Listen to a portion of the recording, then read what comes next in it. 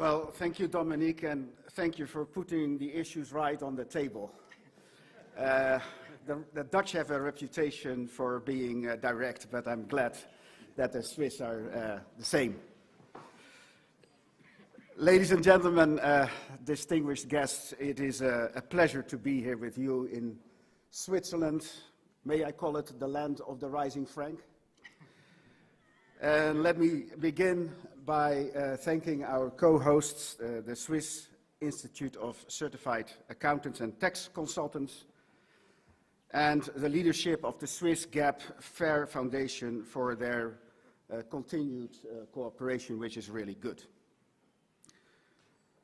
So the theme of tonight is IFRS in continental Europe. And tonight I will provide you with a brief overview, or a brief update on our work to establish the IFRS as the global standard for financial information, our efforts to conquer the world. And at the same time, believe me, this issue of complexity, we don't just hear it here in Switzerland, we hear it everywhere. And we are not deaf to concerns about complexity and disclosure overload in financial reporting. So I will try to offer some perspective on the causes of complexity and what we can possibly do about it. And I really hope that we can carry over these themes to the panel discussion that will follow. By the way, Chris, when he wrote me an email, committed a Freudian slip of the pen or the computer. Instead of inviting me for the panel discussion, he invited me for the penal discussion. So let's see how it ends up. First, global standards. Capital markets around the world are closely coupled and closely interconnected. And before IFRS, the accounting for the most basic metrics, such as revenue and profit, differed significantly around the world. And the truth is, investors were easily misled. It was simply a mess. And today, however complex it may be, the situation has vastly improved. Our latest research has analyzed the financial reporting requirements of 130 countries around the world. And our research shows that of those 130 countries, no fewer than 114 completely have adopted IFRS and require it for all or most publicly listed companies. And 12 more countries permit its use. I will talk about some of them. And for most of these jurisdictions, IFRS is no longer a new development. It has become business as usual. In Europe, it is 10 years since the then 25 member states simultaneously made the transition from national accounting standards, I think we had roughly 18 of them in Europe, to IFRS. And the European Commission has recently undertaken a consultation on Europe's experience of IFRS. They put out a poll. And the more than 200 responses it received are truly very encouraging. Most respondents argued that the introduction of IFRS has resulted in improvements to the quality and consistency of financial reporting across the European Union. And those findings are consistent with other post-IFRS assessments undertaken by other adopting countries such as Canada and Korea. IFRS is also used extensively in the few remaining major jurisdictions that do not yet require the use of IFRS. And the lighting example of this moment is Japan. In Japan, individual companies, like in Switzerland, can make the individual choice to use IFRS. And unlike Switzerland, they join IFRS instead of leaving it. The number of companies voluntarily switching to full IFRS has significantly increased in the recent past. Only this week, Toshiba and Hitachi, two major electronic companies, announced their conversion to IFRS. So we expect that in the near future, about 25% of the Japanese market capitalization will be on IFRS. And we are not forcing them. They do it out of their free will.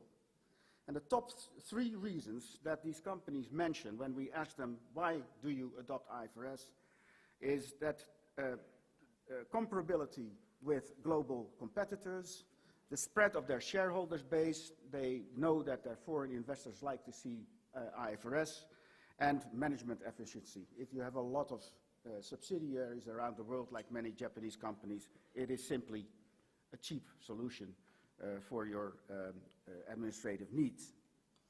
China is also an extremely interesting example. China has its own standards which are based on IFRS, let's say 95% there. But what is also interesting, that a lot of Chinese companies have a dual listing in Hong Kong and use IFRS there. And when you take all these companies together, it's about 30% of the Shanghai 30% of the Shanghai Stock Exchange market capitalization that is in effect already on IFRS. Later this week, Ian and I will go to India, and India has just announced last month the latest step in its own convergence program with IFRS. From 2017, listed Indian companies will be required to report using new Indian accounting standards which are much closer to IFRS than currently is the case. Okay, let's talk about Switzerland now. Switzerland was one of the first countries to permit the use of IFRS, even the predecessor of IFRS, the IS, International Accounting Standards. And Swiss companies have a rich choice between IFRS, US GAAP, and Swiss GAAP. And almost all companies listed on the main index choose to report using IFRS. And that is in itself not surprising when you consider that international investors around the world own around 60% of the shares in companies listed on the 6 main standard. And of course they like to see the results in comparable numbers. So international investors are entirely familiar with IFRS and obviously less so with Swiss GAAP. However, it cannot be denied that there have been some recent examples of Swiss companies moving from IFRS and US GAAP to Swiss GAAP. And the main motivation seems to be concerns about complexity and disclosure overload. Indeed, some companies switching from IFRS to Swiss GAAP have been able to reduce their disclosure, the pages of their disclosure significantly. Although it's also interesting that the larger the company is, the smaller the reduction in disclosures, because they know they have to inform their investors properly. So, I mean, this is something we really need to take a serious look at. Is IFRS indeed too burdensome in terms of complexity and disclosure requirements? Have we found the right balance in the trade-off between complexity and completeness, or has the pendulum swung too far in the direction of excessively lengthy disclosure requirements? It's a fair question to ask. Oscar Wilde once said that the truth is rarely pure and never simple. Now, I doubt whether Oscar Wilde had any interest in accounting, but he could have been talking about it. I fear that most of the complexity and length of financial reporting is simply a reflection of an increasingly complex economic reality. If we want simple reporting, we can do it. Just do away with derivatives. Do away with defined benefit pension schemes. Companies should stop dressing up liabilities as equity and vice versa. And stop doing takeovers. Major source of complexity. Insurers, they should stop mixing insurance with investment products. A major headache in making a standard for the insurance industry. And the list goes on. So if we stop doing all that, accounting will become very simple indeed. Of course, this is never going to happen. So complexity is to a great extent a reality that we have to live with. Having said that, not all complexity is a given. In the development of IFRS, the IASB is constantly confronted with trade-offs between our desire to give as much information as possible on the one hand, and our equally honest wish to keep costs for preparers manageable on the other hand. And you need only to look at the differences between IFRS and between Swiss GAAP and IFRS for these trade-offs to become clearly visible. I will not beat around the bush. There can absolutely be no doubt that Swiss GAAP is simpler and that it gives the reporting entity more freedom in the methods it uses to measure certain assets and liabilities. And let me just give two examples.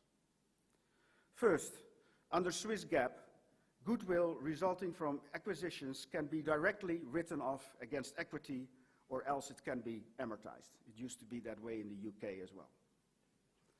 And it has to be admitted that relieves the reporting entities of the burden of yearly impairment exercises that is required under IFRS. And we know that those impairment tests are costly.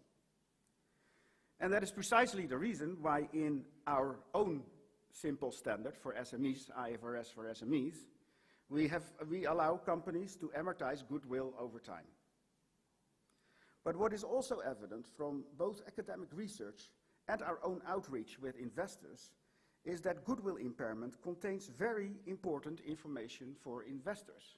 It really shows in the stock prices and they really react to it. Amortization of goodwill, on the other hand, has traditionally been completely ignored by investors, and they immediately would add it back to their own numbers. So I believe that IFRS gives the investor more relevant information in this respect than Swiss GAAP. But I admit it comes at a price. In our post-implementation review of IFRS 3 business combinations, which we are undertaking now, we will take another very serious look at this trade-off. A second big difference between Swiss GAAP and IFRS is pension accounting. Under Swiss GAAP, a company has more freedom in its estimation of its pension liability. It's basically up to the actuaries. And I have no doubt that this can be more attractive for the reporting company.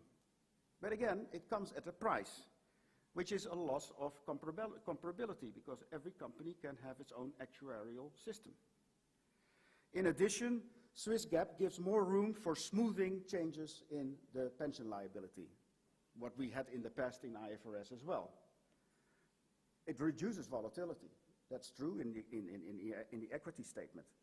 But does it fully reflect the economic reality behind the pension liability? We don't think so. So here again, the comfort provided by Swiss GAAP to the preparer comes at a price to the investor.